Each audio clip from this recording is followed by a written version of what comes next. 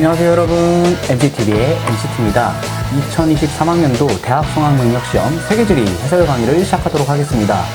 자, 먼저 수능 시험 치른 수험생 여러분, 정말 고생 많으셨습니다.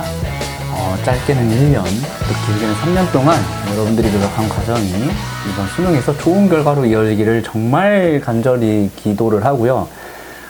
물론 이제 이 강의를 수능 치른 수험생보다는 내년에 2024학년도 수능을 치를 학생들이 많이 보게 될 텐데, 어쨌든 고생 많았고요. 자, 내년에 수능 치를 학생들도 잘 준비해서 좋은 결과 있었으면 좋겠습니다. 자, 사실 수능 해설 강의를 수능 직후에, 그래서 그 수능 바로 다음 주에 이제 월요일 또는 화요일쯤에 업로드를 하려고 했는데 일이 너무 많고, 그리고 이번에 방송 촬영 방법을 좀 바꿨잖아요. 그러다 보니까 좀 시행착오가 있었던 것 같습니다. 어쨌든 뭐 내년에 수능 치를 학생들이 준비하는 거기 때문에 큰 무리는 없지 않았나 이렇게 생각이 들고요. 자, 그리고 선생님과 수업을 함께 하고 있는 우리 세계지리 2반 그리고 F반 학생들은 이번 기말고사 시험 범위에 해당하는 문항들에 대해서 문항 때마다 언급을 하면서 좀 자세히 살펴볼 테니까 시험 대비하는데도 도움이 되었으면 좋겠습니다. 우리 수강생 학생들 댓글 좀 적어주세요. 자, 수업 어떻다, 뭐 좋다, 뭐 이런 얘기들 좀 적어주시고 좋아요도 눌러주시면 좋겠습니다. 이미 구독은 다 한 걸로 알고 있는데 알람 설정도 부탁드립니다. 자, 지금까지 MCT에 대한 소개였고요. 자, 어쨌든 이번 수능 세계지리에서 어떤 시험 경향성을 보면은 작년이랑 조금 비슷했는데 한 문제 또는 두 문제 정도가 좀 까다롭게 출제되지 않았나 이런 생각이 들고, 역시 수능답게 추론을 통해서 풀 수 있는 문제들이 꽤 있었다. 그래서 그런 문항들에 대해서도 조금씩 살펴볼까 합니다. 자, 먼저 MCT 스픽의 세 문항 먼저 살펴보도록 하겠습니다. 세 문항을 뽑았는데, 먼저 첫 번째 5번 문제의 라틴 아메리카의 기후 문제를 뽑았습니다. 역시 이제 기후 문제 하면은 모든 학생들이 이제 가장 까다롭게 생각하고 어려워하는 파트가 이제 기후 파트인데, 이번에도 기후 파트를 좀 어려워하지 않았을까라는 생각이 들고, 라틴 아메리카에서 나온 기후 자료를 보고 좀 이따가 살펴보도록 할 거고요. 자, 그 다음에 두 번째 픽은 14번의 지역별 도시 및 촌락인구인데, 세 대륙이 나왔습니다. 이 세 대륙의 도시와 촌락인구가 동시에 나왔는데, 상대값의 성격을 갖고 있는 도시화율과 그냥 절대값의 성격을 갖고 있는 인구는 좀 다르죠. 그런 부분에서 조금 어려워하지 않았을까라는 생각이 들고, 15번 문제는 화석에너지 소비량입니다. 자, 이 화석에너지, 석유, 석탄, 천연가스가 지명돼서 나온 게 아니라 우리가 찾아내야 됐던 그런 문항들이기 때문에 조금 어렵지 않았나 이렇게 생각이 듭니다. 자, 그러면 1번 문제부터 들어가 보도록 하겠습니다. 자, 1번 문제는 쉬운 문제입니다. 우리 1단원에서 배웠던 지역화 전략과 관련된 문제인데요. 하나씩 살펴볼게요. 자, 가의 사례는 포르투갈의 도시 포르투를 상징하는 독특한 파란색, 이 지역의 유명한 도자기 타일인 아줄레주의 색에서 착안한 것이다. 이런 용어들이 나와 있고, 어쨌든 마지막 줄에 힌트가 있습니다. 도시를 상징하는 대표적인 디자인으로 사용되고 있다라고 되어 있습니다. 이렇게 어떤 특정 도시에 대해서 브랜드화 시키는 거, 이런 것들을 뭐라 그러죠? 그렇죠. 바로 도시를 브랜드화 시키는 거를 지역 브랜드화라고 얘기를 합니다. 도시 브랜드라고도 얘기를 합니다. 대표적인 지역화 전략 중에 하나라고 볼 수 있겠고, 두 번째, 자, 나의 사례 보겠습니다. 유럽연합은 특정 마을, 도시 또는 지역 내에서 생산, 제조, 가공된 농수산물 및 식품을 표시해서 보호하는 제도를 시행하고 있는데, 자, 여기에 예시가 나와 있습니다. 모차렐라 디 부팔라 캄파냐. 굉장히 어려운 용어인데요. 어쨌든 모차렐라 치즈를 얘기하는 거죠. 이렇게 어떤 특산품 앞에다가 그 지역의 이름, 지명을 붙이는 거를 뭐라 그러냐면 지리적 표시제라고 얘기를 하죠. 자, 그래서 가의 지역 브랜드와 나의 지리적 표시제, 정답은 5번인데 4번으로 잘못 체크되어 있네요. 5번이 정답이 되겠습니다. 다음 2번 문제 살펴보도록 하겠습니다. 자, 2번 문제 같은 경우에는 세 국가의 주화에 대한 설명이다. 가나다에 해당하는 국가를 지도에 ABC에서 고른 것은 이라고 되어 있습니다. 살펴볼게요. 자, 첫 번째 가는, 여기에 또 힌트가 있어요. 눈썰미 좋은 친구들은 봤을 건데, 요거 이제 초승달과 별이 상징하는 종교, 바로 이슬람교인데요. 사실 지도에 나와 있는 이 세 나라 모두 이슬람교를 국교로 하고 있기 때문에 뭐 그렇게 큰 힌트는 안 될 것 같고, 주화에 유럽과 아시아를 연결하는 다리가 새겨져 있다. 유럽과 아시아 연결하는 거면은 떠오르는 나라가 분명히 있을 겁니다. 주화 속 다리는 이 국가에, 아하, 여기 힌트가 있네요. 이스탄불 얘기가 나와 있습니다. 바로 이 나라의 수도가 되겠죠. 어디죠? 그렇습니다. B, 얼마 전에 국호가 바뀐 바로 티르키예가 되겠습니다. 가는 티르키예고요. 자, 나로 넘어가 보도록 하겠습니다. 자, 나는 주하에 신성한 두 모스크, 아하, 야, 모스크도 이슬람교의 상징이죠. 수호자라는 뜻의 문구가 새겨져 있다. 문구 속 두 모스크는 여기서 힌트가 나오네요. 메카, 메디나, 바로 어느 나라에 있는 도시죠? 바로 사우디아라비아에 있는 도시가 되겠습니다. 자, 나는 사우디아라비아고 C가 바로 사우디아라비아가 되겠죠. 자, 다 보도록 하겠습니다. 주화에 코르크 참나무가 새겨져 있다. 아, 코르크 참나무 하면 지중해성 기후 지역에서 자라는 바로 수목농업의 대표적인 작물 아니겠습니까? 수목농업 기억해 주시고요.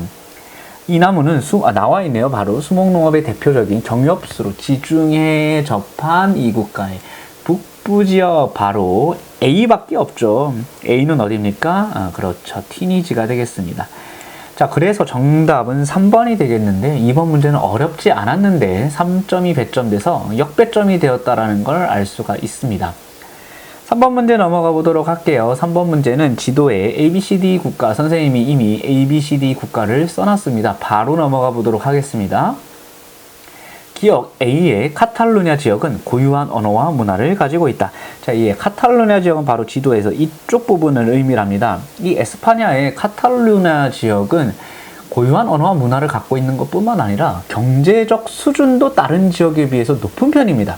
그래서 세금도 많이 내고 이런 불평등을 그러니까 카탈루냐 지역 사람들이 생각하기에는 나름 불평등하다고 생각을 하기 때문에 자꾸 독립하려 하는 그런 운동이 일어나고 있는 지역이라고 볼 수 있습니다. 기억 맞는 얘기고요. 자, B는 영국인데요. 영국의 파다니아 지역이 영국에 있습니까? 파다니아 지역은 이탈리아의 북부 지방에 위치하고 있는 지역이죠. 그래서 틀린 겁니다. 자, 디귿은 C는 복수, C는 벨기에인데요. 벨기에는 복수의 공용어를 사용하고 있는 국가이다. 벨기에 위치 확인해 두시고. 맞죠? 어떻게 사용되고 있나요? 자, 벨기에의 북부 지방은 바로 네덜란드와 접해져 있습니다. 플랑드르 지방이라고 하는 곳이죠. 플랑드르 지방이라고 하는 곳인데 네덜란드와 접해져 있다 보니까 네덜란드어를 주로 많이 씁니다. 그리고 남부 지방은 어떻죠? 남부 지방 우리가 왈롱 지방이라고도 하고 왈로니아 지방이라고도 하는데 왈롱 지방은 프랑스랑 접해 있습니다. 그러다 보니까 프랑스어를 좀 많이 사용하는 편입니다. 그래서 복수의 공용어, 그 외에도 다른 공용어까지 있기 때문에 D가 맞는 얘기가 되겠고요. 자, 리오의 D는 스위스고 E는 유럽연합 가입국이다 라고 되어 있습니다. 자, 폴란드는 유럽연합 가입국이 맞지만 스위스는 중립국으로서 유럽연합에 가입되어 있지가 않습니다. 그래서 3번의 정답은 2번이 되겠습니다. 이 문제는 뭐라 그럴까요? 굉장히 유럽 지역에 대해서 유럽과 우리 북부 아메리카라는 단원이 있지 않습니까? 유럽 지역에 대해서 조금 디테일하게 물어본 그런 문제라고 볼 수가 있겠습니다. 자, 정답은 2번이었고요. 자, 현재까지 시험 범위에 들어갈 만한 문항은 안 들어가 있습니다. 2번 문제가 좀 기초적인 내용이긴 한데요. 4번 문제로 넘어가 보도록 하겠습니다. 4번 문제도 딱히 시험 문제는 아닌데 대지형과 관련된 문제죠. 자, 그림은 지도에 표시된 A, B 두 구간에 대한 지형 단면을 나타낸 것이다. 이에 대한 옳은 설명을 고르고, 자, A, B를 각각 먼저 매칭을 한번 시켜보도록 하겠습니다. 자, A는 여기가 위치하고 있고 B는 이쪽 지역이 위치하고 있습니다. 자, 그러면 어떻게 될까요? 자, 이쪽 지역에 일단은 히말라야 산맥이 지나가고 있습니다. 그죠? 히말라야 산맥은 전 세계에서 가장 높은 해발 고도를 기록하고 있는 것입니다. 그래서 가하나 두 곳 중에 더 높은 곳이 나와 있는 게 나죠. 그래서 나가 바로 A의 단면을 보고 있구나라고 볼 수 있고, 그러면 디귿이 어디겠습니까? 거의 8,000m에 육박하니까 히말라야 산맥이 되겠죠. 히말라야 산맥이 되겠습니다.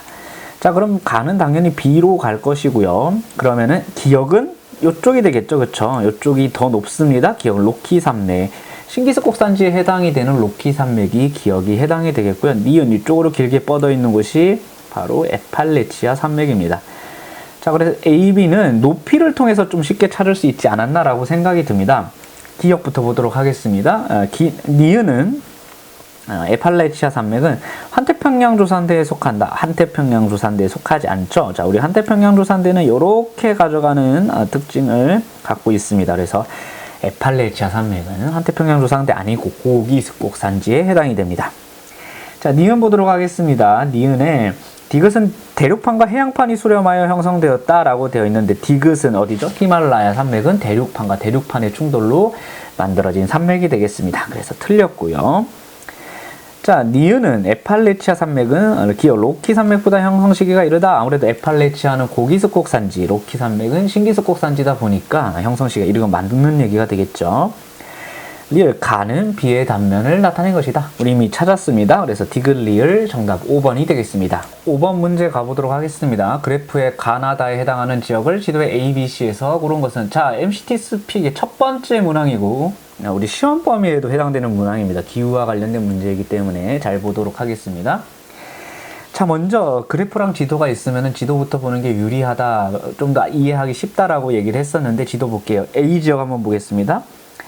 자, A 지역은 이 라틴 아메리카, 남아메리카의 서안 지역에 위치하고 있고, 자, 이 지역 어떨까? 이 지역 아무래도 이렇게 해류가 아마 들어가는데 페루 해류라고 하는 한류가 유입됩니다.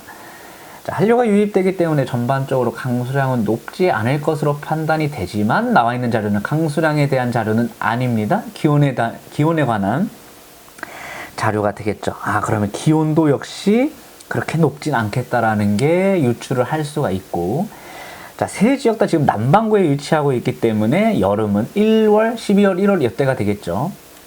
자, C 지역은 어떻습니까? C 지역 같은 경우에는 적도 부근에 위치하고 있고 열대기후 지역이라는 걸 볼 수가 있겠습니다. 자, B 지역은 금방 찾을 수가 있습니다. 왜냐하면 이 세 지역 중에서 가장 위도가 높습니다. 위도가 높다라는 거는 연교차가 크다라는 소리가 되겠죠. 아, 그러면은 세 지역에서 연교차가 제일 큰 그래프 가나다 중에 어떤 거가 되겠습니까? 다가 연교차가 제일 큽니다. 그래서 다가 B가 되겠고요. 이렇게 찾아가 보도록 할게요. 지금 이게 열대 우리민이 열대 사바나는 이거 가지고 찾기가 힘듭니다. 왜냐하면 기온이라는 기온 자료만 나와 있기 때문에 만약 강수량 자료가 나와 있다면은 이제 뭐 그런 태평양 기후 구분에 따라서 좀 나눌 수가 있겠는데 기온 자료만 나와 있기 때문에 우리가 기후 요인으로 좀 구분을 해야 될 것 같아요. 자, 이제 가랑 나랑 좀 나눠야 될 텐데 가는 상대적으로 연교차가 작으면서 연평균 기온이 높은 지역입니다. 나는 연교차가 좀 더 크게 나타나지만은 어떻습니까? 겨울철에 공기가 더 기온이 좀 더 낮죠. 그렇죠? 자, 그렇기 때문에 A는 한류가 흐르는 지역입니다. 한류가 흐른다는 거는 상대적으로 기온이 낮을 수 있다라고 볼 수가 있겠죠. 그래서 나가 A라고 볼 수 있고요. 가가 C라고 볼 수가 있습니다. 이렇게 유추해서 풀어야지 해결이 되는 문제라고 생각이 됩니다. 그래서 5번 문제는 C, A, B, 4번이 정답이 되겠고요. 6번 문제로 가보도록 하겠습니다. 다음 글에 가나다에 대한 설명으로 옳은 것만을 보기 위해서 고른 것은 자, 지역 문제니까 우리 시험 범위는 아니지만 살펴볼게요. 자, 돌리네 석회동굴 탑 카르스트 전부 카르스트 지형에 대한 내용입니다. 자, 카르스트 지형에 대한 내용인데 읽어볼게요.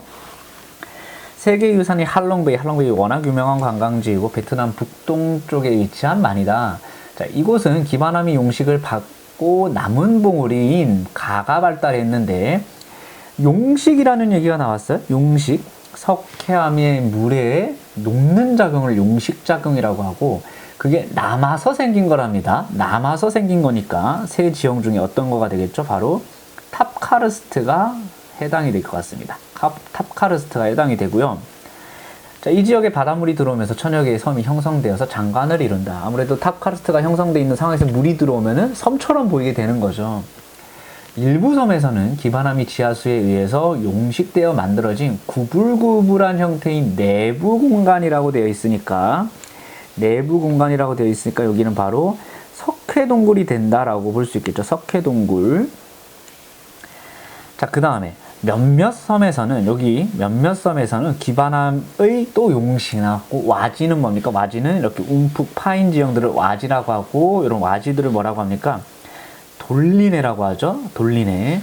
자, 우리 2학년 학생들은 지형 배운 적이 없어서 좀 생소한 용어일 수 있는데, 이런 것들이 있구나라고 생각이 들고, 우리 내년 방과후 시간 때 좀 더 지형에 대해서 자세하게 얘기해 보도록 하겠습니다. 자, 기억에 가나다는 건조한 기후보다 습연한 기후 환경에서 잘 발달한다. 전체적으로 가나다는 카르스트 지형이었고, 카르스트 지형에서 활발하게 작용하는 것은 아까 계속 지문에서 나왔지만은 용식 작용입니다. 자, 그러면 우리 용식이 어떤 환경에서 잘 나타나는지 좀 봐야 될 텐데, 크게 일단 풍화 작용에 대해서 좀 알 필요가 있습니다.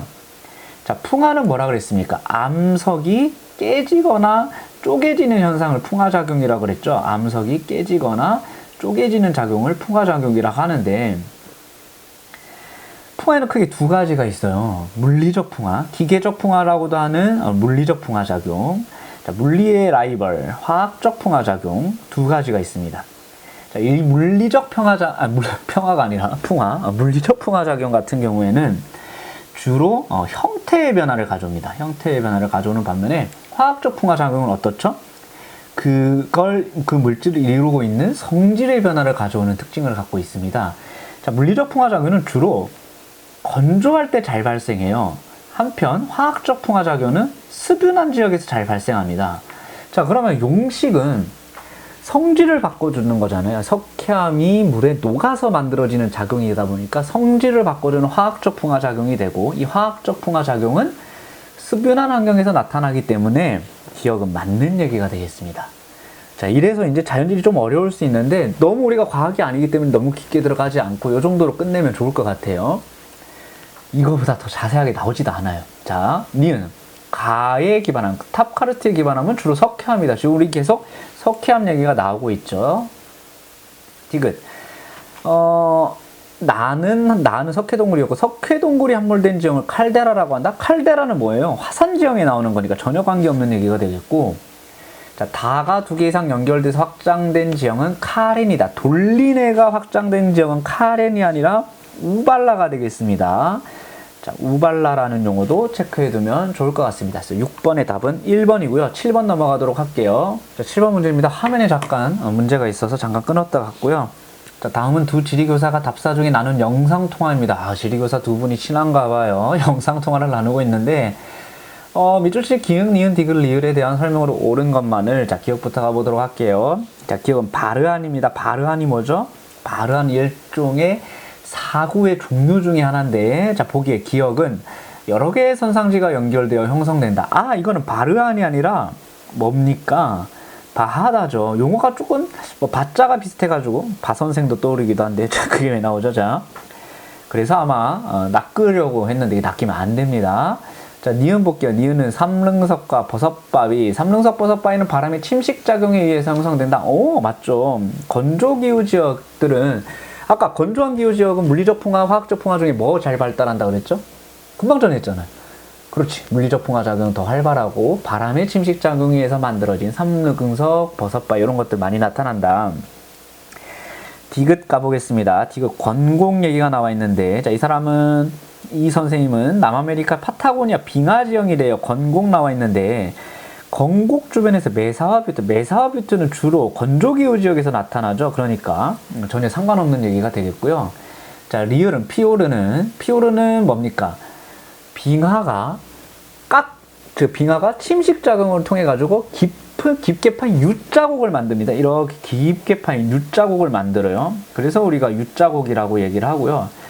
자, 빙기 시대에서 후빙기로 넘어가면서 해수면이 상승합니다. 그럼 이 빙하가 침식시킨 이 U자국을 바닷물이 채워요. 이렇게 만들어진 지형이 바로 피오르가 되겠죠. 그래서 리을에 후빙기 해수면 상승으로 형성되었다라는 얘기가 맞는 설명이 되겠습니다. 자, 니은 리을이고요. 7번 문제는 건조기후 건조지형이랑 빙하지형과 관련된 내용이 되겠습니다. 앞에 이제 2학년 세계지리 강의를 찍다가 지금 몇 타임 연속으로 하다 보니까 목도 아프고 그렇습니다. 힘내볼게요. 자, 8번. 다음은 환경 다큐멘터리 대본의 일부이다. 환경 얘기하면은 세계지리에서는 거의 환경 협약 문제가 거의 대부분 나오거든요. 이 문제도 마찬가지인데요. 자, 앞에는 차치하고 뒤에부터 읽어보도록 할게요. 온실가스 배출권 거래제를 도입한, 온실가스 배출권 거래제는 무슨 협정에서 도입을 했나요? 교토의정서에서 도입을 했죠. 그래서 가는 교토의정서가 되겠습니다. 여러분, 몬트리올 의정서는 뭐죠? 몬트리올 의정서는 프레온가스 배출을 막자는 게 몬트리올 의정서입니다. 자, 그런데 이 교토의정서에서는 선진국의 온실가스 감축 의무가 있었는데요. 2015년에 채택된 나는 선진국과 개도국 모두 온실가스 감축 의무에 동참하도록 하고 있다. 그러니까 교토의정서에 어떻게 보면은 업그레이드된 버전, 패치된 버전이라고 볼 수가 있겠습니다. 개도국 너네도 모두 온실가스 감축에 동참하자라고 하는 거, 바로 2015년에 채택된 거 파리 협정이 되겠죠. 정답은 2번입니다. 나머지 협정들도 살펴볼게요. 제네바 협약은 뭡니까? 제네바 협약. 제네바 협약은 제네바 이거죠. 그러니까 편서풍에 의해서 나타나는 그 환경 오염 중에 하나인데, 영국에서 산업혁명이 발생하면서 굉장히 많은 그 온실가스들을 배출하게 됐고, 대기 오염 물질들이 편서풍을 타고 이동하면서 그 영국의 동쪽 지역들의 산성비 피해가 많았습니다. 그래서 제네가 산성비의 주범이야, 뭐 이런 식으로 외우자라고 얘기를 했었는데, 제네바 협약은 산성비와 관련된 그런 환경 협약이고요. 교실에서 할 때 괜찮았는데 굉장히 쪽팔리네요. 자, 3번에 람사르 협약은 뭐죠? 람사르 협약은 습지보호 협약과 관련되어 있습니다. 습지보호. 자, 그 외에도 다양한 협약들이 있었는데, 뭐 런던 협약, 해양 폐기물을 방지하는 런던 협약이라든지 이런 다양한 환경보호 협약들 꼭 기억해 둬야 될 것 같습니다. 자, 9번 문제로 넘어가 보도록 하겠습니다. 9번에 A, B, C, D, E 지역에 대한 설명으로 옳은 것은 이라고 되어 있습니다. 자, 공업 문제인 것 같습니다. 자, 공업 문제 한번 살펴볼게요. 자, 요 문제도 시험 범위에 어느 정도 들어간다라고 볼 수는 있겠습니다. 원래는 이제 유럽과 북부 아메리카 단원에 나오기 때문에 뭐 직접적으로 들어간다라고 볼 수는 없겠지만은, 우리 또 전체 대단원 3단원에 공업 파트가 있으니까 살펴볼게요.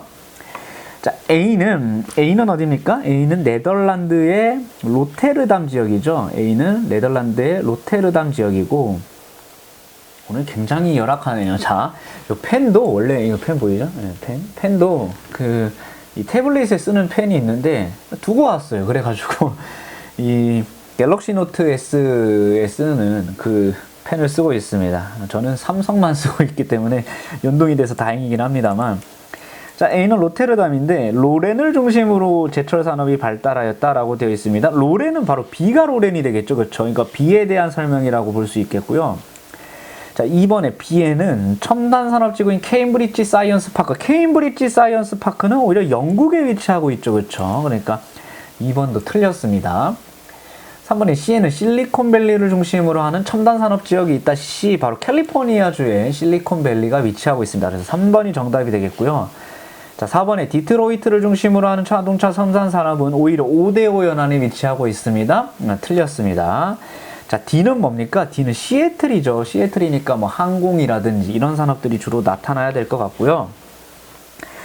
자, 5번에 E는 휴스턴을 중심으로 해서 석유화학 산업이 발달하였다라고 되어 있는데, 휴스턴은 텍사스만에 나타나는 곳이죠. 텍사스만에서 석유화학 산업 주로 발달하고 있다.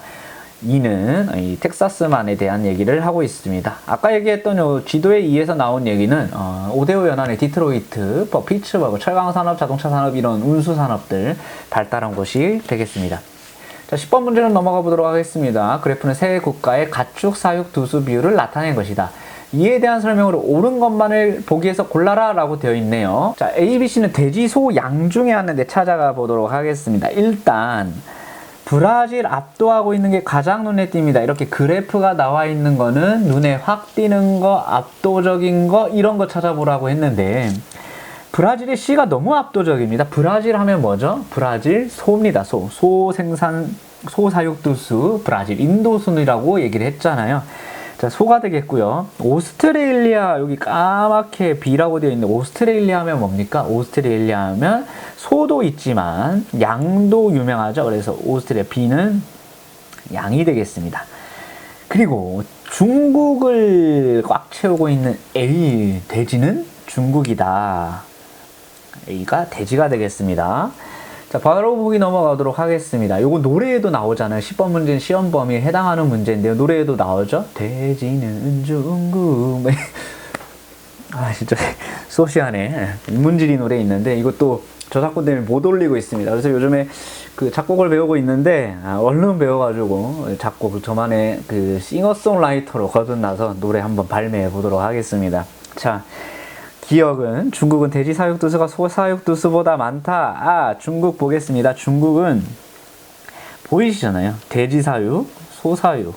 돼지가 압도적으로 많죠? 기억 맞는 얘기고요. 자, 니은 C는 소에 해당한다. 소 맞죠.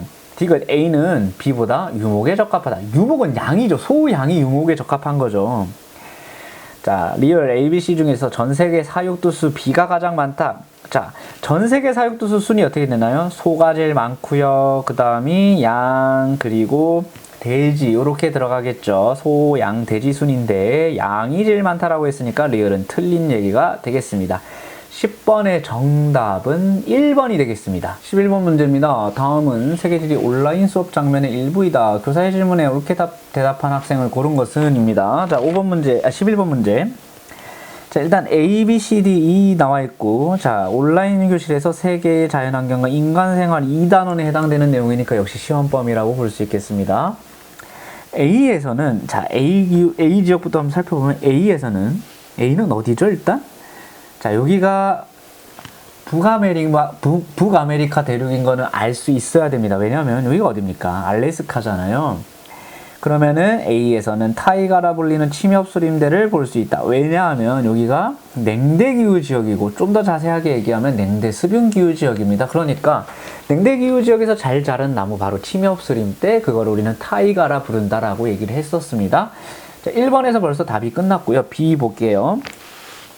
자, B는 여기에 위치하고 있습니다. 아일랜드 안에 위치하고 있네요. 그러니까 여기는 거의 빙설기후입니다. 빙설기후에서는 최근에 빙하가 후퇴했다? 아닙니다. 여전히 빙하가 나타날 가능성이 있기 때문에 아니고요. 이 빙력토 평원이 넓게 나타나는 곳은 현재 냉대기후인 지역, 즉 그러니까 한대기후 주변, 빙하기후 주변 지역에 나타나는 주빙하 지형이라고 볼 수 있기 때문에 현재 냉대기후 지역 중에서 나타날 수 있다라고 얘기를 해야 되겠습니다.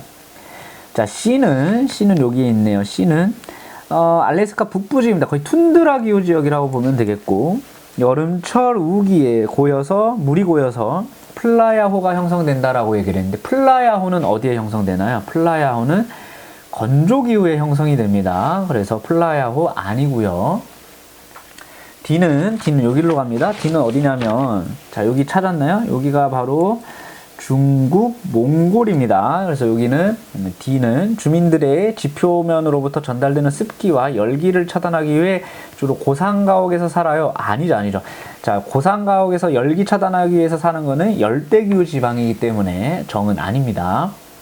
자, E는 여기 위치하고 있습니다. 중국 내륙 지역 중에서도 건조기후 지역인 것 같습니다. 자, 이 지역에서는 열대몬순의 영향으로 주로 카카오, 고무나무 등 플랜테이션 작용하고 있다. 플랜테이션 역시 열대기후에서 나타나는 거니까 맞지 않는 얘기가 되겠죠.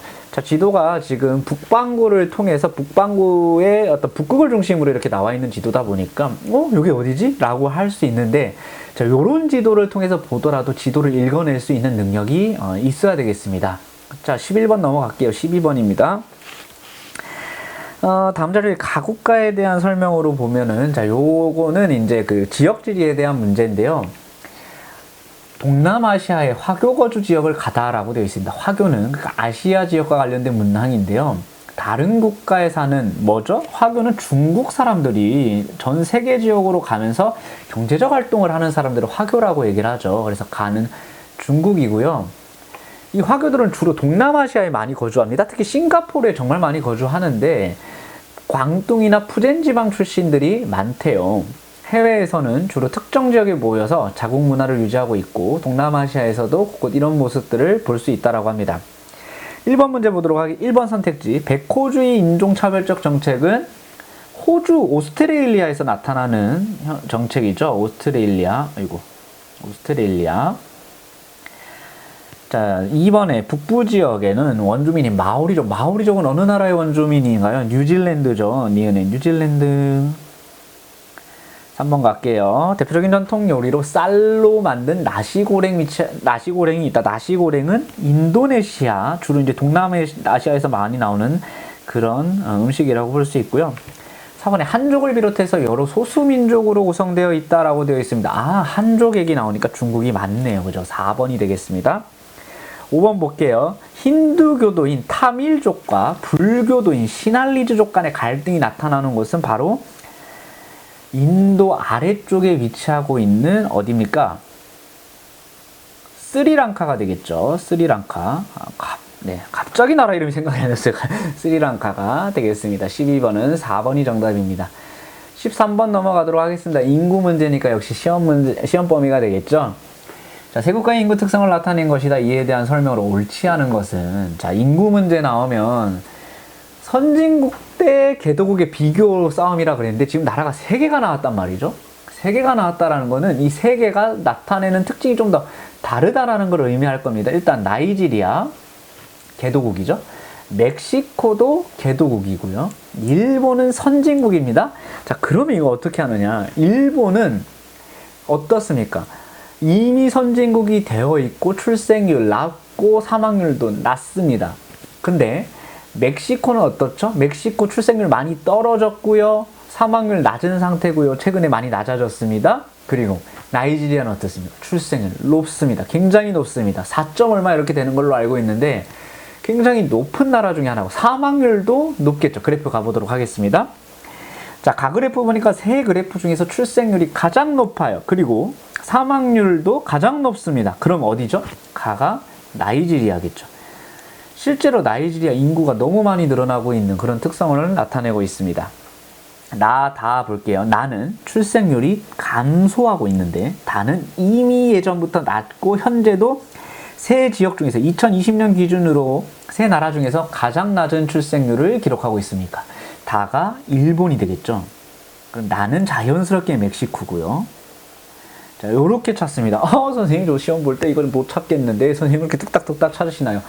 경향성, 그러니까 어떤 패턴을 봐야 되는 겁니다. 하나하나 그래프를 분석하는 게 아니라 패턴을 보고 찾아낼 수 있어야 됩니다. 그러니까 나이지리아, 멕시코, 일본의 각각의 인구적 특성이 있지 않습니까? 그런 걸로 그래프로 바로바로 가져가야 됩니다.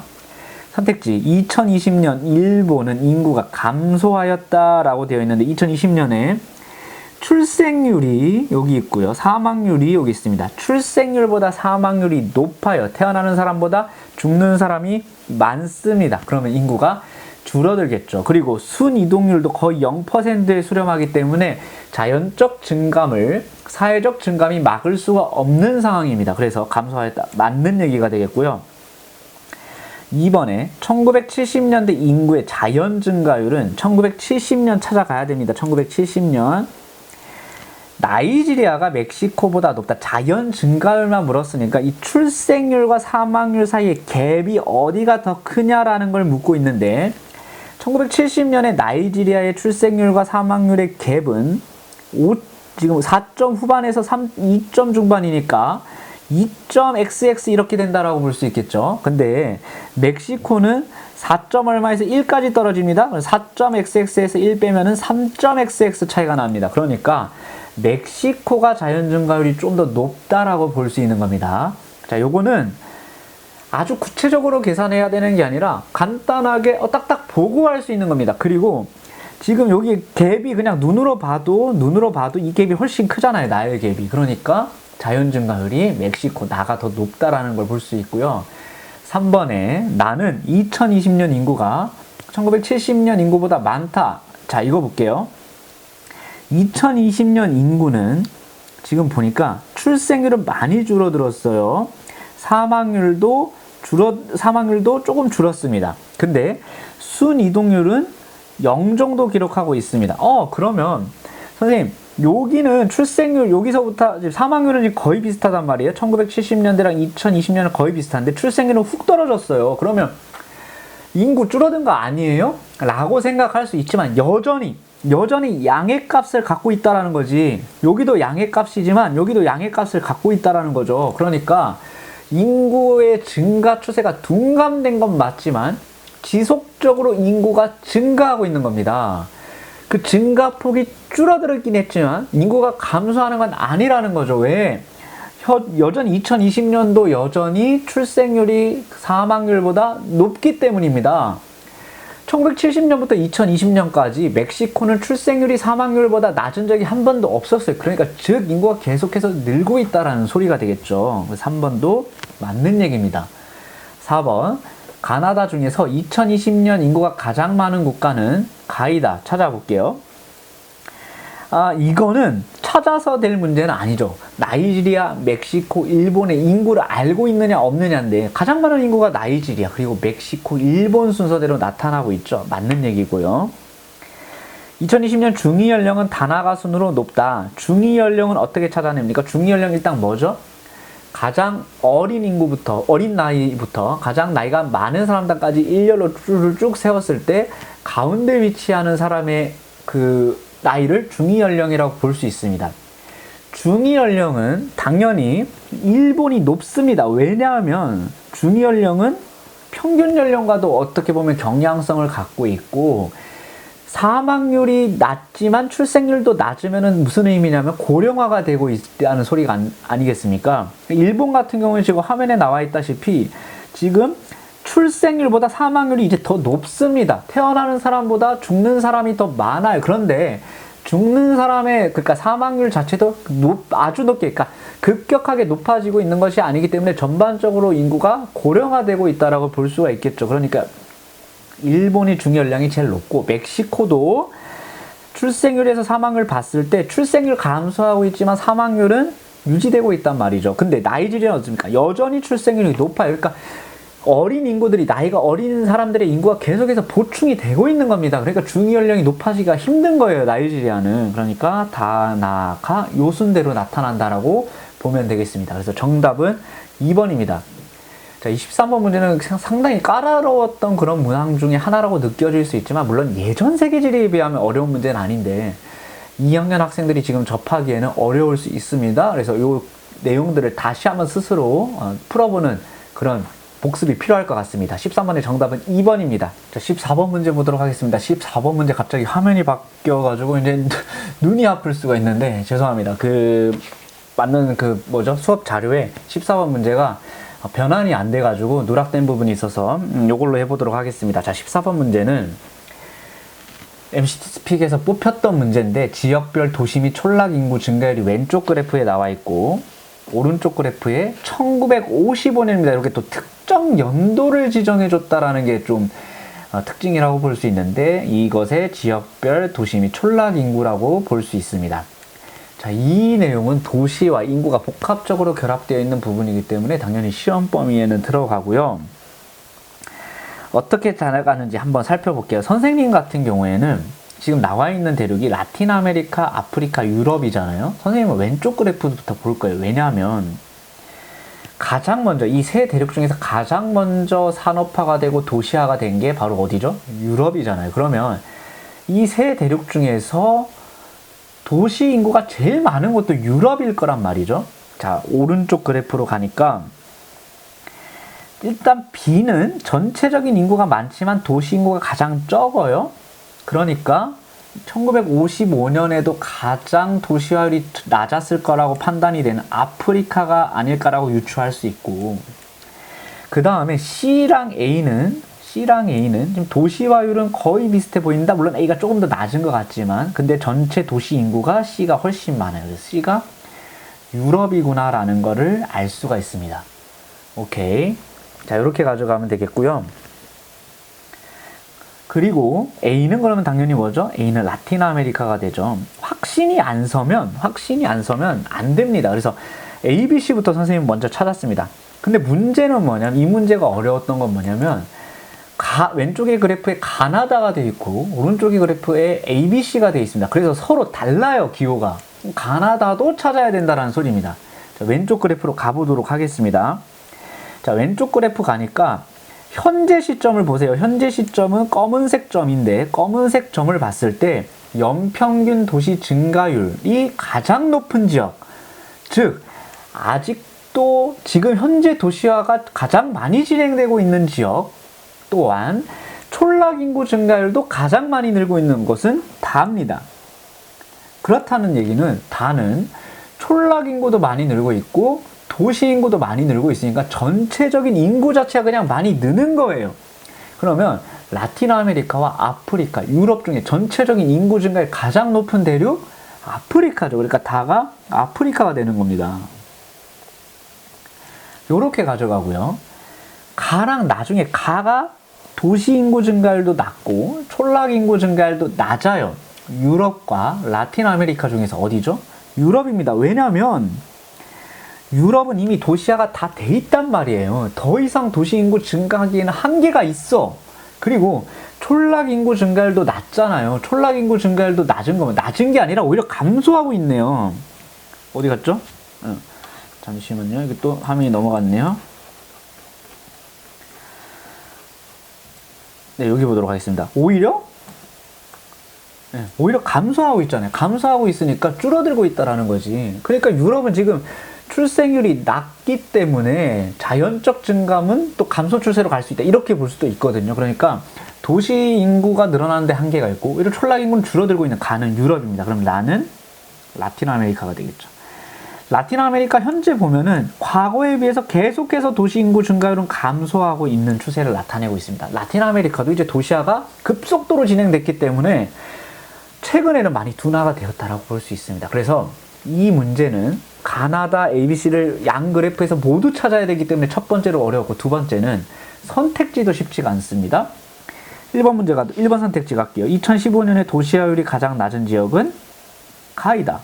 그럼 2015년이니까 동그라미를 찾아야 되는데 일단 도시화율이 가장 낮은 건 유럽은 아닐 거야.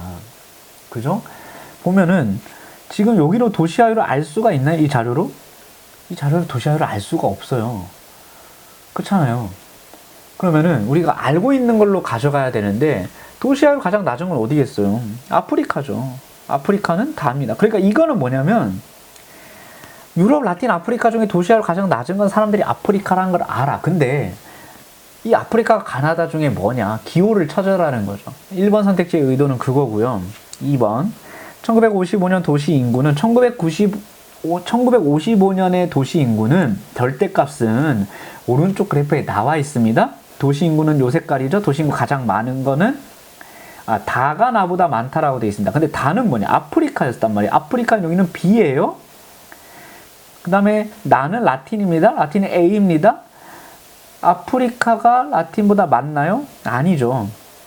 그러니까 이 문제가 지금 선택지에서는 다 나 이렇게 되어 있는데 이 자료를 1955년 도시인구 자료 확인하기 위한 자료는 오른쪽 ABC라고 나와 있는 그래프를 봐야 된다는 거죠. 그러니까 아주 정신없이 헷갈리는 겁니다. 14번에서 아마 굉장히 많은 시간이 소요됐을 것이라고 생각이 됩니다. 근데 이 문제는 놀랍게도 3점이 아니라 2점 배점입니다. 3번 선택지 1955년 대비 2015년 C의 촌락 인구는 감소하였다. 자, C는 일단 유럽인 거 체크해야 되고 1955년 대비 2015년의 촌락 인구는 오른쪽 그래프에서 확인이 안 됩니다. 왼쪽 그래프로 가져가야 됩니다. 유럽이니까 가를 봐야 되겠죠. 1955년 대비니까 1955년 요거 체크해 두시고 2015년의 촌락 이겁니다. 둘 다 마이너스입니다. 둘 다 마이너스니까 감소하였다라고 봐야 되겠죠. 그래서 정답이 3번입니다. 둘 다 마이너스입니다. 1955년에도 줄었지만 2015년에도 줄고 있어요. 그러니까 둘 다 마이너스니까 인구는 줄어든 거죠. 오케이. 촌락 인구 그래프는 Y축으로 확인하는 겁니다. 자, 2015년의 촌락 인구는 A. 자, 2015년 촌락 인구는 분명히 왼쪽 그래프에서 확인할 수 있을 텐데 A, B는 오른쪽에 있습니다. 라틴이 여기다 써놓아야 되겠습니다. 라틴이 아프리카보다 많다. 2015년 촌락 인구는 라틴이 아프리카 인구보다 많다. 일단 이거 지금 증가율이고요. 증가율입니다. 알기가 어렵습니다. 그런데 이렇게 생각해 보면 될 것 같아요. 그러니까 전체 인구가 어떻게 되죠? 아시아 제일 많고 아프리카죠. 아프리카가 2등입니다. 그 다음이 유럽, 그 다음이 라틴입니다. 라틴이 4등이에요. 그러니까 전체 총인구가 아프리카가 훨씬 많아요. 훨씬 많은데 도시화율도 보면은 아프리카가 여전히 촌락인구 증가율이 높고 도시화율도 높게 나타나고 있습니다. 그러니까 도시화율이 현재 라틴 아메리카는 지금 80% 가까이 되지만 아프리카는 거기에 못 미쳐요. 못 미치는데 전체 인구는 뭐죠? 전체 인구는 훨씬 더 많단 말이죠. 그럼 촌락 인구라고 했으니까 촌락 인구는 전체 인구도 아프리카 훨씬 많고 도시화율은 라틴보다 떨어지기 때문에 촌락 인구는 아프리카가 많다. 이렇게 가는 겁니다. 그러니까 여기서 이 자료로 찾을 수가 없어요. 우리가 알고 있는 상식으로 가져가야 되는 겁니다. 전체 대륙의 총인구랑 도시화율을 따져봤을 때 계산하면 어떻게 나오느냐 이렇게 가져가야 되는 겁니다. 쉽지 않은 문제고요. 5번 1955년 대비 2015년 인구 증가율은 CAB니까 C가 유럽이고 A가 라틴이고 B가 아프리카였습니다. 인구 증가율 유럽이 높을 이유가 없습니다. 왜냐하면 지금 보세요. 오히려 촌락 인구는 줄고 있고 도시 인구도 엄청 늘어나고 있지는 않습니다. 유럽이 가장 왼쪽에 갈 이유가 없습니다. 계산하기 싫어요. 그렇지만 유럽이 제일 증가율이 높지 않다라는 거죠. 그러니까 정답은 5번 아니다. 정답은 3번입니다. 14번 문제 이렇게 선생님이랑 같이 풀어도 진이 빠지는데 아마 시험장에서 겪었을 때는 훨씬 더 어려웠을 거라고 생각이 들고 이번 수능의 하이라이트라고 생각이 됩니다. 그래서 요 문항 때문에 등급컷이 48점이 되지 않을까라고 생각이 듭니다. 15번 문제입니다. 이번 수능 세계지리가 어려웠던 이유는 우리가 지금 14번에서 진을 다 뺐단 말이에요. 근데 15번도 쉽지 않습니다. 쉽진 않아요. 그렇기 때문에 어렵게 느껴지는 문항들이 지금 두 문항 연타로 나오니까 그것도 마지막에서 연타로 나오는 게 아니라 후반부 중간에서 14, 15번으로 연타로 나오니까 쉽지 않았다. 생각보다 등급컷이 더 떨어질 수 있겠다라는 생각이 조금 듭니다. 그래서 15번 문제, 14번 문제 연달아 나와서 힘들었겠다. 그래도 뭐 해야죠, 그죠? 자, 15번 문제는 화석에너지 소비량과 관련된 문제인데요. 자원과 관련된 문항이 되기 때문에 우리 2학년 학생들 시험 범위에 들어가는데 어렵다고 해서 겁먹지 마시고 하나씩 해보면 됩니다. 자, 그래프에 대한 설명을 옳은 것만을 골라라. 가, 나는 석유, 석탄, 천연가스 중에 하나입니다. 여기부터 멘붕이죠. 가, 나 두 개인데 제시된 에너지는 석유, 석탄, 천연가스 세 개를 줬습니다. 그러니까 하나만 맞춰갖고 해결될 문제가 아니란 소리예요. 그러니까 가나를 다 찾아야 된다는 소리인데, 자, 이럴 때는 요 네모 칸에 있는 조건도 굉장히 중요합니다. 첫 번째 별표를 보니까 각 국가별 석유, 석탄, 천연가스의 소비량 합이 100이다. 두 번째는 브릭스 얘기가 나오는데, 브릭스가 나와 있습니다. 브릭스는 브라질, 러시아, 인도, 중국, 남아공을 말합니다. 그러면 찾아가 보도록 할게요.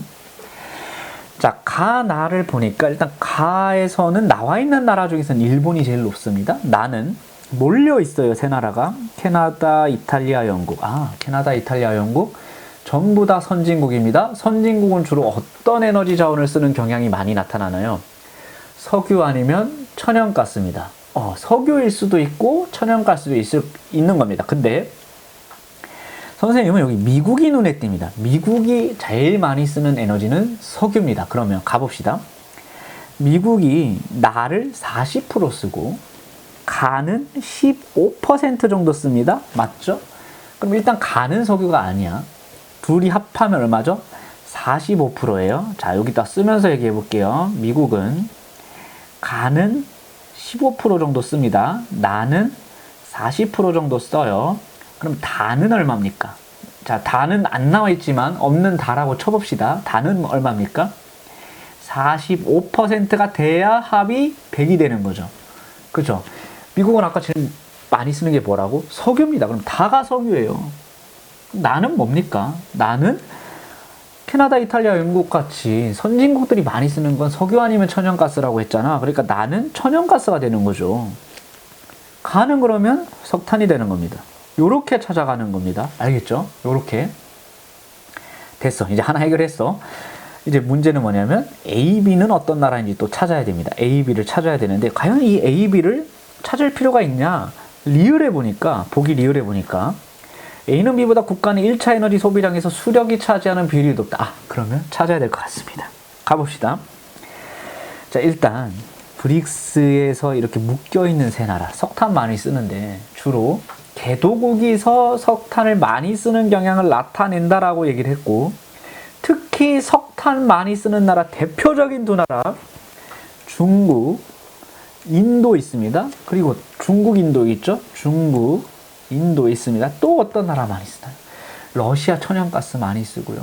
브라질 생각보다 석유 많이 쓰고, 그 다음에 그 수력 발전도 많이 하는 나라입니다. 벌써 답이 나오는 거죠, 리얼이?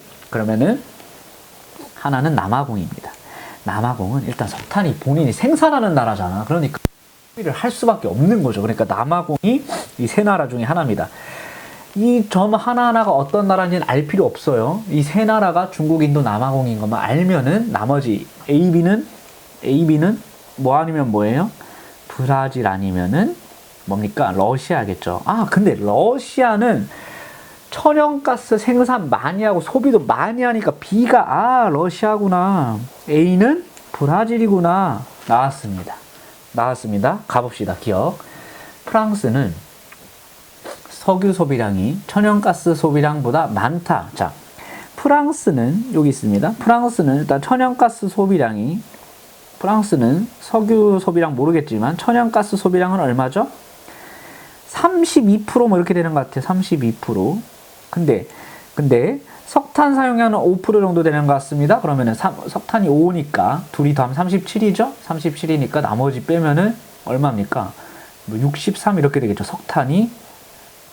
석유가 63% 이 정도 쓰는 겁니다. 그러니까 석유 소비량이 더 많다라고 볼 수 있습니다. 정답이고요. 니은.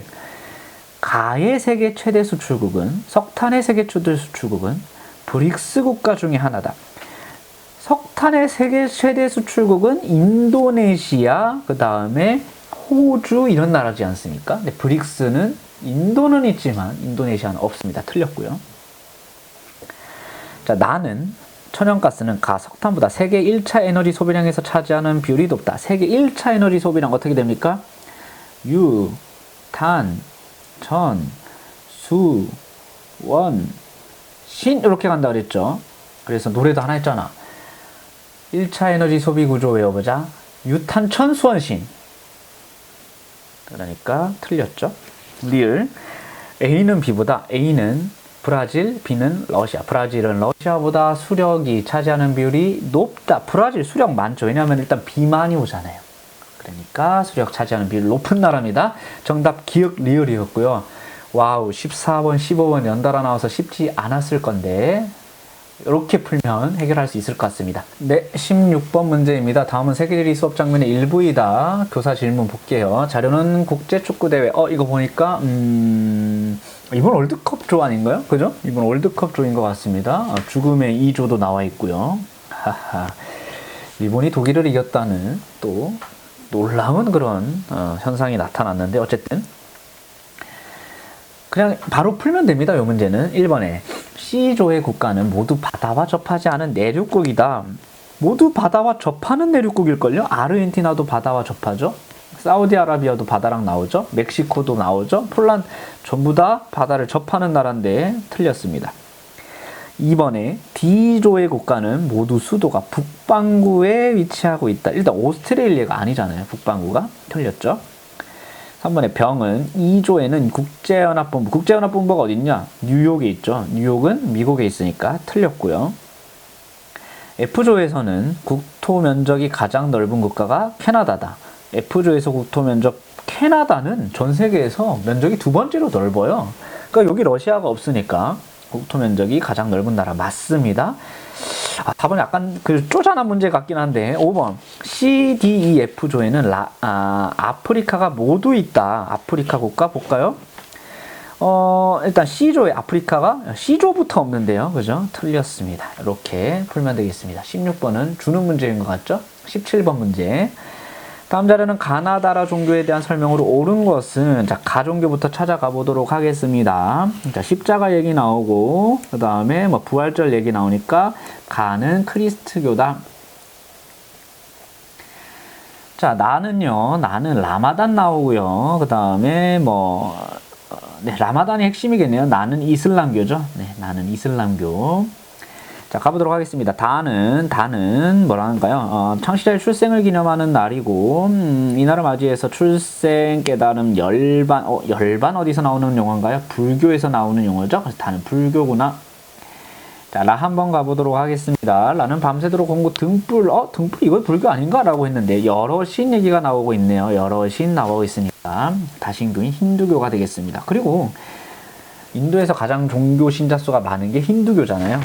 자, 1번 선택지 가겠습니다. 가의 기원지는 인도이다. 인도가 아니라 팔레스타인 서남아시아라고 볼 수 있습니다. 인도가 기원지인 거는 불교랑 힌두교가 되겠죠. 불교, 힌두교.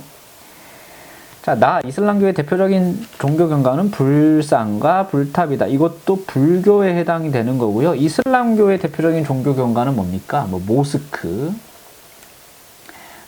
모스크가 이제 둥크는 뭐죠? 네, 둥근 돔. 그 다음에 아라베스크 문양 이런 것들이 대표적인 종교 경관이라고 볼 수가 있겠고요. 자, 다른 민족 종교이다. 민족 종교는 아닙니다. 민족 종교에 해당하는 거 힌두교 대표적인 종교들 힌두교 또 뭐 있죠? 유대교 이런 종교들이 민족 종교고요. 가나 다 모두 보편 종교에 해당하겠습니다. 자, 4번에 예루살렘에는 가와 나의 성지가 있다. 예루살렘에 크리스트교의 성지도 있고 이슬람교의 성지도 있습니다. 그리고 유대교의 성지도 예루살렘. 그래서 굉장히 복잡하고 그런 곳이 예루살렘이라고 볼 수 있겠죠. 4번이 정답이네요. 전세계 신자 수는 전세계 신자 수는 글자 수대로 간다 그랬습니다. 그래서 크리스트교 제일 많고요. 이슬람교 그 다음이고요. 힌두교 그 다음이고요. 불교 이렇게 가면 되겠습니다. 17번의 정답은 4번이고요. 18번으로 넘어가 보도록 하겠습니다. 자, 18번 내려갑시다. 새로운 시스템을 도입하는 건 굉장히 적응하기가 어렵네요. 자꾸 화면도 말을 안 듣고. 자, 그래프는 두 국가의 주요 지하자원 수출액을 비교한 것이다 라고 되어 있습니다. 일단 두 국가의 주요 지하자원 수출액, 그리고 가나에 해당하는 국가를 지도에 ABC에서 골라라 라고 되어 있습니다. 일단 구리가 나와 있습니다. 자, 구리가 나와 있고 그 다음에 나는 천연가스가 나와 있는데 지도부터 볼게요. 지도부터 보는 게 좋을 것 같습니다. A는 우유니 사막이 있는 볼리비아죠. 볼리비아. 자, B는 어디입니까? B는 콩고민주공화국입니다. 콩고랑 달라요. 콩고민주공화국이고요. 자, C는 뭐죠? C는 케냐입니다. 일단 케냐는 뭔가 지하자원이 많이 나온 나라는 아닌데 볼리비아와 콩고민주공화국에서 살펴보면 될 것 같습니다. 자, 구리가 힌트가 될 수 있고 또 코발트가 많이 나오는 이 나라가 바로 콩고민주공화국이 되겠죠. 바로 이쪽에 쿠퍼벨트라는 게 형성이 되어 있잖아요. 구리벨트라고 할 수 있는 곳이 형성이 되어 있기 때문에 가는 콩고민주공화국이라고 볼 수 있고, 자, 나는 볼리비아입니다. 나가 그럼 볼리비아가 되겠죠. 볼리비아의 구리도 천연가스도 많이 나오고요. 금이 특히 많이 나오기 때문에 볼리비아가 나가 되겠습니다. 이렇게 짝지어지는 문제인데 또 3점짜리로 문제가 나왔습니다. 네, 19번 보도록 하겠습니다. 19번 기후 문제입니다. 기후 문제니까 우리 2학년 학생도 시험 범위 들어가겠죠. 자, 19번 문제도 쉬운 문제가 아닙니다. 자, 이번 세계지리 수능 시험에서 좀 까다로운 문제 몇 문제들이 있는데 19번도 그런 문제라고 생각이 들고요. 자, 일단 자료랑 지도가 나와 있는데 자료와 지도가 함께 나와 있으면 우리가 지도부터 보자라고 얘기를 했었죠. 지도 가보도록 하겠습니다. 먼저 첫 번째, 북반구에 점이 2개, 남반구에 점이 2개 찍혀 있는데 북반구 지역부터 먼저 볼게요. 자, 요 지역. 자, 요 지역은 대륙의 서안에 위치하고 있습니다. 물론 바다 쪽에 완전히 붙어 있으면 우리가 좀 더 확신을 가졌을 것 같은데 조금 내륙 쪽으로 들어와 있지만 그래도 서안 기후 지역으로 봐야 되겠고요. 중위도에 위치하고 있으니까 서안 해양성 기후 지역이라고 봐야 되겠습니다. 자, 여기는 어렵지 않습니다. 지중해에 붙어 있는 지중해성 기후 지역이고요. 남반구로 가보도록 할게요. 저는 남반구의 남하고 여기 케이프타운 지역인 것 같은데 북반구의 지중해성 기후가 요 정도까지 영향을 미쳤다면 남반구도 요 정도까지 영향을 미칠 수 있습니다. 왜냐면 지중해성 기후의 여름이 건조한 이유는 아열대 고압대가 북상하기 때문이죠. 그렇죠? 그러니까 북반구에 이만큼 올라갔다면 남반구에도 이만큼 내려오겠다라는 소리고, 역시 대륙의 서안에 위치하고 있으니까 지중해성 기후다라는 걸 알 수가 있습니다. 자, 남반구에 점이 하나 더 찍혀 있는데 요 지역은 적도에서 조금 떨어져 있죠. 오스트레일리아 북부 지역 열대 사바나 기후 지역입니다. 이렇게 찾아낼 수가 있겠습니다. 문제는 뭐냐면 이 가시기와 나시기가 언제인지 찾아내기가 쉽지 않다라는 겁니다. 지금 절대값이 나와 있는 게 아니라 강수량의 차이, 평균 기온의 차이 나는데 일단 0보다 크면은 그 지역의 그 시기의 강수량 그리고 기온 모두 높다라는 소리가 되겠다라는 것도 반드시 체크해 둬야 되는 거고요. 표를 하나 그려서 해결하는 방법이 있습니다. 자, 표를 하나 그려볼게요. 자, 여기를 1월이라 두고 여기를 7월이라고 하겠습니다. 지금 기후를 아직 찾은 게 아니기 때문에 북반구에 서한해양성 기후가 하나 있죠. 그리고 북반구에 지중해성 기후가 하나 있습니다. 그리고 남반구에 지중해성 기후가 하나 있고, 그리고 남반구에 사바나 기후가 하나 있습니다. 이렇게 나눠서 구분을 해보죠. 자, 기온 같은 경우에는 북반구가 1월이 낮습니다. 그렇죠? 북반구의 기온이 1월이 낮아요. 그 다음에 남반구는 1월이 기온이 높을 겁니다. 이렇게 찾을 수가 있습니다. 자, 북반구 서한해양성 기후는 건기일까요? 우기일까요? 북반구 서한해양성은 1년 내내 강수량이 고르게 유지되고 있고, 수변기후라고 붙였기 때문에 우리가 우기라고 잡아볼게요. 수변기후니까. 자, 북반구 지중해성 기후는 1월이 건기인가요? 우기인가요? 지중해성 기후는 여름 건조인데, 북반구 1월은 겨울이니까 우기가 되겠죠? 자, 남반구 지중해성으로 가보도록 하겠습니다. 남반구는 1월이 여름이기 때문에 1월의 남반구 지중해성은 건기입니다. 반면에 남반구 사바나 기후는 겨울 건조인데 1월은 여름이니까 우기가 되겠죠. 아, 그러면 여기만 건기라는 걸 지금 볼 수가 있습니다. 그죠? 자, 7월로 가볼게요. 7월은 북반구는 기온이 높아요. 기온이 높고요. 남반구는 기온이 낮습니다. 겨울이란 소리죠. 북반구 서한해양성 기후는 1월, 7월 모두 수변기후 지역이고요. 북반구 지중해성 기후는 7월이 여름이기 때문에 건기입니다. 맞죠? 자, 남반구 지중해성 기후는 7월이 우기가 되겠죠? 겨울이기 때문에. 반면에 남반구 사바나 기후는 겨울이 7월이니까 건기가 됩니다. 자, 그러면 7월 같은 경우에는 우기 2개, 건기 2개 이렇게 나타나지만 1월은 남반구 지중해성만 건기가 나타납니다. 그러면 이 남반구 지중해성의 강수량 차이가 가장 크지 않을까라고 우리가 유추를 충분히 해볼 수 있겠다라는 생각이 들지 않습니까? 그렇다면 색깔을 조금 바꿔볼게요. 그렇다면 지금 이 ABCD 중에서 강수량 차이가 가장 큰 게 지금 43.7mm로 나와 있는 D인데 여기가 D지 않을까? 유추를 해볼 수가 있는 겁니다. 오케이. 자, 여기가 만약에 D라고 유추를 했다면 가시기는 언제가 될까요? 지금 D의 가시기는 플러스 값이 되어 있기 때문에 우기라는 소리고 우기는 겨울이라는 소리입니다. 근데 남반구이기 때문에 남반구 겨울은 7월이라는 소리죠. 그러니까 가가 7월이 아닐까? 7월이 아닐까라고 지금 여기 노란색으로 다시 바꿀게요. 7월이 아닐까라고 유추를 할 수가 있는 겁니다. 그럼 나는 1월이 되겠죠. 요렇게 하고 나머지 4지역의 기호값을 한번 찾아보도록 하겠습니다. 이게 안 맞을 수도 있어요. 유추기 때문에. 자, 그러면 일단 D를 찾았습니다. 그러면 남반구를 좀 더 가보도록 하지요. 7월 달에 A지역 같은 경우는 7월이 강수량이 많습니다. 근데 1월에 기온이 더 낮아요. 1월이 기온이 낮다라는 건 북반구라는 소리죠. 여기는 북반구입니다. 여기도 북반구예요.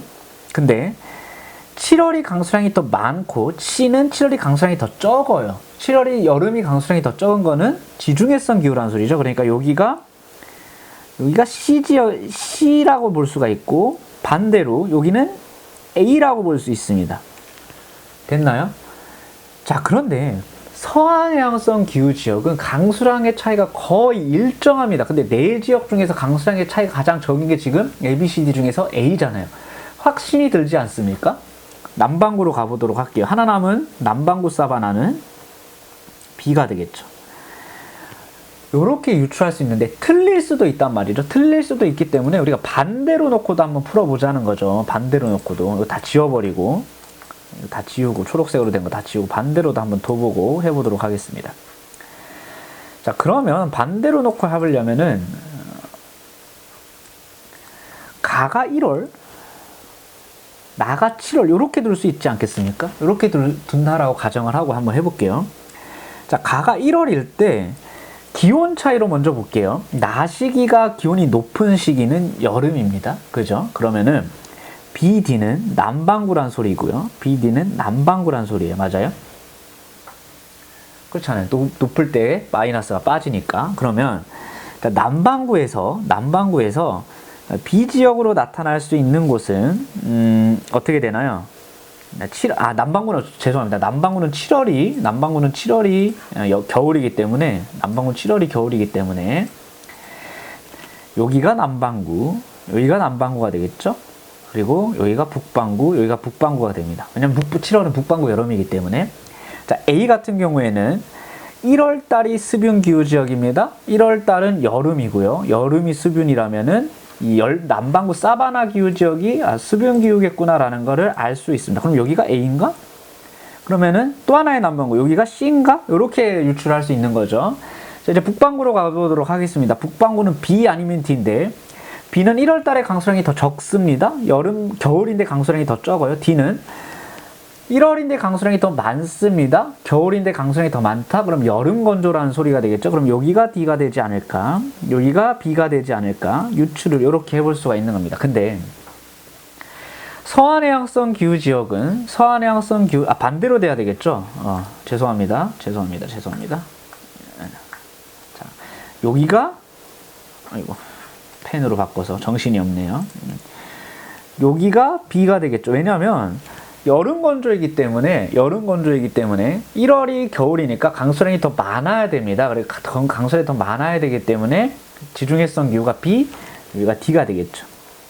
자, 근데 여기서 이제 문제가 맞죠? 원래 했던 게. 네, 원래 했던 게 맞게 되겠습니다. 왜냐하면 산수가 헷갈렸는데 죄송합니다. 산수가 헷갈렸어요. 왜냐하면 CS 기후 지역은 여름이 건조, 겨울이 수변하기 때문에 겨울이 지금 1월이잖아요. 여기가 그러니까 D 기후, 여기가 B 기후가 되는 게 맞죠. 빼지는 게 값이 다르기 때문에 어쨌든 간에. 근데 생각을 해봅시다. 서한해양성 기후 지역이 영강수량의 편차가 제일 적다라고 했는데 지금 B가 북반구 서한해양성이 되지 않나요? 근데 강수량의 편차가 두 번째로 많아요. 그러니까 이게 성립이 되기가 힘들다라는 겁니다. 자, 그렇기 때문에 가가 1월, 나가 7월이라는 걸 두기가 쉽지가 않다. 그래서 이건 아닌 것 같다. 이거는 아닌 것 같다라고 해서 아까 했던 게 맞다라고 이제 확신이 들죠. 그래서 아까 했던 게 맞기 때문에 가가 7월이 되고 나가 1월이라고 보고요. 여기 지워졌는데 여기 CS고요. 그러면 다시 기호를 찾아서 써봅시다. 아까 원래대로 기호를 찾아서 써봅시다. 검증을 하기 위해서 두 개 다 해봤던 겁니다. 그래서 아까 여기가 A, 여기가 C, 그리고 여기가 D, 이거야 B가 됐었죠. 그렇죠? 검증을 하기 위해서 둘 다 해봤는데 가치를 나이럴이 맞았다. 이제 보기로 가보도록 할게요. 자, B의 체한을, B는 열대 기후이기 때문에 열대는 체한을 18도 이상 이렇게 되죠. 그러니까 맞는 얘기고요. 니은은 기온의 연교차는 A가 B보다 크다. 일단 A는 온대 기후고요. B는 열대 기후입니다. 온대 기후니까 당연히 연교차가 더 크게 되겠죠. 가시기 7월이고요. 7월의 D는 겨울인데 겨울이 낮 길이가 더 길 수가 없습니다. 리을, 나시기의 강수량은 A, D 중에서 B가 가장 많다. 나시기는 1월인데 1월이면은 북반구가 여름이고요. 그러면은 여름이니까 여기가 강수량이 제일 많을 수 있겠다. 왜냐하면 나시기 1월이잖아요. 1월이기 때문에 북반구의 이제 북반구 지역 중에서 CS 기후 지역은 여름 건조이고요. 그리고 그 다음에 여름 건조이기 때문에 C 같은 경우에는 요만큼 35.3만큼 나고, 그 다음에 B 같은 경우에는 37.5만큼 나잖아요. 그러니까 37.5만큼 나니까 강수량이 더 많다. C도 강수량이 나시기에 더 많고 B도 나시기에 더 많이 나지만 강수량의 편차가 지금 B가 더 크기 때문에 B가 강수량이 더 많다라고 볼 수가 있겠습니다. 자, 이렇게 해서 19번 문제 기역, 니은, 리을인데요. 이러고 보니까 사실상 19번 문제가 가장 어렵게 느껴지기도 합니다. 자, 기후 문제 여러분들이 기본적으로 어려워하는 건데 가시기, 나시기를 주어지지 않았기 때문에 상당히 푸는데 오래 걸렸다. 어렵다기보다는 오래 걸렸다. 그래서 귀찮다. 이게 좀 더 맞는 표현일 것 같습니다. 자, 20번 문제는 어렵지 않습니다. 금방 가도록 하겠습니다. 20번 문제. 20번 문제는 동남아시아에 위치한 세 국가에 대한 설명인데 가나다 한번 찾아보도록 할게요. 자, 가는 나, 다 등 여러 국가와 국경을 접하고 있는 동남아시아 국가인데 대표적인 축제로 송크란 축제. 송크란 축제 어디서 나타나나요? 바로 타이에서 나타나죠. 가는 타이구나. 그리고 대부분 국민들이 불교를 믿는다라고 되어 있습니다. 자, 나는 중국, 인도 여러 국가와 접하고 있는데 대부분이 불교를 믿는데 이슬람교를 믿는 소수민족과 갈등이 있다. 그러면은 떠오르는 나라가 있습니다. 중국, 인도와 접해 있으면서 이슬람교를 믿는 소수민족, 이거 로힝야족 아닙니까? 로힝야족 갈등과 관계되어 있는 나라는 미얀마죠. 답은 다는 좁은 해협 사이로 마주하고 있는 섬나라와 다리로 연결되어 있어서 자동차로 왕래가 가능하고 이 국가는 다양한 종교를 가지고 있고 이슬람교를 믿는 사람이 많다. 이슬람교, 그러면 동남아시아 이슬람교면은 인도네시아 아니면 말레이시아인데 좁은 해협을 사이로 두고 있고 마주하고 있는 섬나라가 다리로 연결되어 있다. 그리고 다양한 종교를 가지고 있다. 다양한 종교? 그럼 말레이시아구나. 이렇게 가져가는 겁니다. 말레이시아, 우리 말년이라고도 하니까 이렇게 쓸게요. 기억 보겠습니다. 가의 대표적인 문화유산으로 앙코르와트. 앙코르와트는 어디 있나요? 캄보디아에 위치하고 있죠. 캄보디아니까 틀렸고요. 자, 다는 인도네시아와 국경을 접하고 있다. 바로 인도네시아 붙어 있는 나라입니다. 니은이 맞는 설명. 디귿, 메콩강은 나와 미얀마, 말년을 지난다. 미얀마는 지나는데 말레이시아는 안 지납니다. 자, 그 메콩강 같은 경우에 중국에서 시작돼서 어디로 쭉쭉 해서 갑니까? 미얀마, 타이, 라오스, 그 다음에 캄보디아, 베트남 이렇게 해서 남중국해로 빠지는 그런 6개 나라를 지나는 하천이잖아요. 그러니까 말레이시아를 지나지 않기 때문에 정답은 1번 니은이 되겠습니다. 자, 마지막에 19번이 좀 빡셌는데 2023학년도 수능 세계지리 해설을 여기서 모두 마무리 짓도록 하겠습니다. 난이도가 조금 올라갔던 시험이라고 생각이 들고요. 우리 2학년 학생들은 기말고사 대비한다고 생각하고 강의 잘 활용했으면 좋겠습니다. 수고하셨습니다.